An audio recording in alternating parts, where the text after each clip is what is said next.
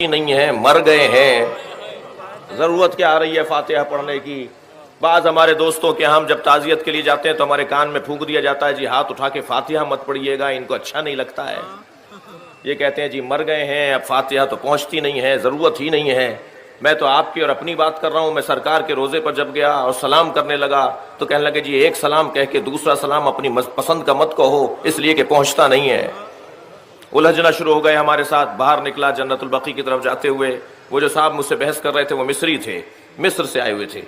گفتگو کچھ آگے بڑھی، میں نے کہا جی صلوات نہیں پہنچتی، سلام نہیں پہنچتا؟ کہنے لگے نہیں مر گئے، کوئی صلوات سلام نہیں پہنچتی۔ میں نے کہا آپ کے والد زندہ ہے؟ کہنے لگے جی ہاں زندہ ہے۔ میں نے کہا آپ کے دادا زندہ ہے؟ کہنے لگے نہیں انتقال ہو گیا۔ میں نے کہا ان پہ اللہ کی لعنت ہو۔